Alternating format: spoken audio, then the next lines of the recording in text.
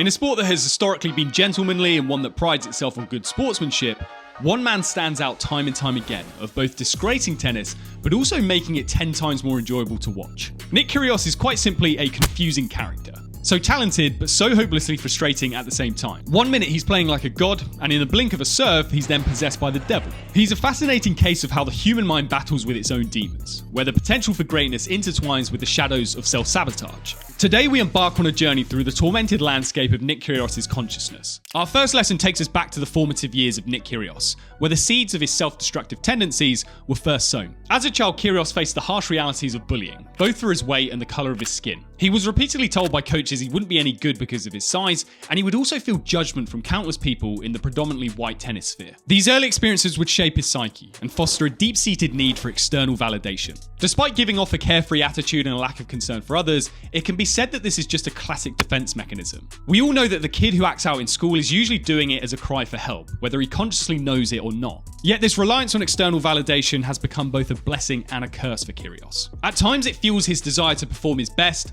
but also leaves him vulnerable to the weight of others' expectations. His hunger for acceptance often leads him to engage in attention-seeking behaviour, seeking validation even at the cost of his own success. 1 minute he's seeking attention by rallying up the crowd through entertaining them with trick shots, the next he's cussing them out. Shut the fuck up, man. These are different behaviours, but deep down show the same desire: to be recognised. In this complex dance between seeking validation and expressing his individuality, Kyrgios walks a tightrope. Simple things like wearing a bright red cap during the prize giving of the 2022 Wimbledon final, a tournament that prides itself on its strict all-white dress code, can be seen as a deliberate attempt to keep attention on him. He may have lost the final, but he still wanted all eyes to be on him, even if he then turns around and says that he doesn't care and just does what he wants. Kyrgios has openly admitted he's felt a deep sense of pressure since bursting onto the scene, when beating Rafa Nadal as a wildcard during Wimbledon in 2014. He was just 19 and suddenly people were calling him the best talent since Roger Federer. Suddenly, after years of being an underdog, he was being raised up by a lot of people admiring him and wanting to see him succeed. This sharp contrast would have been hugely difficult for him to cope with.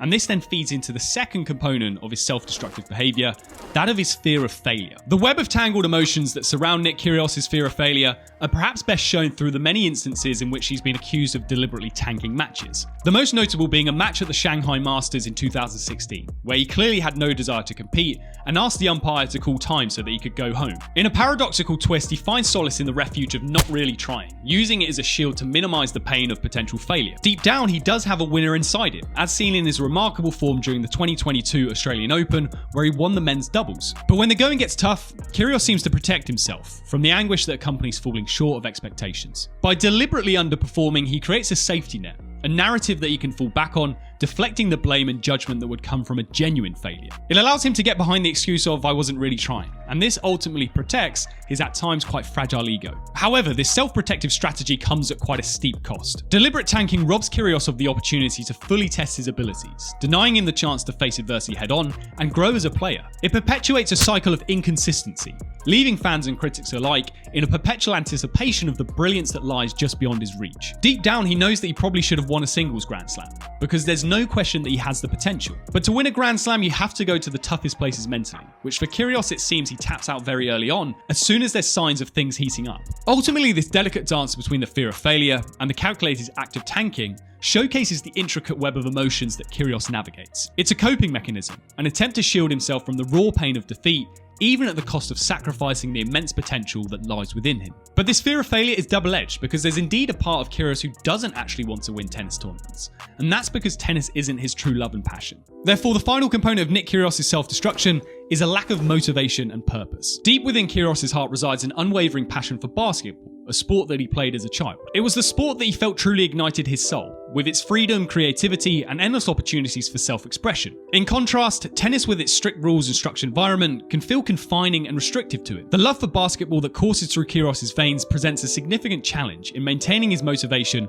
within the realms of tennis. The allure of the basketball court, where he feels most alive, competes with the demands and pressures of the tennis world. Kyrgios' struggle to find intrinsic motivation in tennis ultimately becomes a battle against himself. The desire to express his creativity and individuality clashes with the structured and formal nature of tennis, leading to periods of inconsistency and disillusionment. It is this that causes him to have little desire to travel around the world, spending the majority of the year sleeping in hotels whilst constantly trying to adapt to new time zones. That lifestyle makes him deeply unhappy, so he just plays tennis when he feels like it and when it's convenient to him. Tennis sadly doesn't provide him with constant purpose. He can get hyped up for a few weeks every now and then, but that then comes crashing down in an instant because deep down, it's not a sport he loves. If he was a professional basketball player, I think we'd see the best of Kyrgios 100% of the time. We'd constantly see his audacity, his enthusiasm, and his aggressive desire to dominate. That's because he would have meaning fueling him, through the good times and the bad. But when he's on the tennis court, Kyrgios doesn't have that. The smallest of things can cause him to question himself and ask himself, why am I even here? And it's those thoughts that can easily spiral to take him down another pathway of self-destruction that leads to another disappointing tournament performance. In the crossroads of his passions lies a transformative opportunity. If there is any way Kyrgios can harness the spirit of basketball's freedom and consistently channel it into his tennis game, that's where he could find more joy and success in the sport he's ultimately found himself a pro in. That of course is unlikely, but with Kyrgios, you never know. Why else do you think Nick Kyrgios is so self-destructive? Let me know in the comments below. And if you want to know what strong mentality looks like in tennis, then check out this next video here on Novak Djokovic.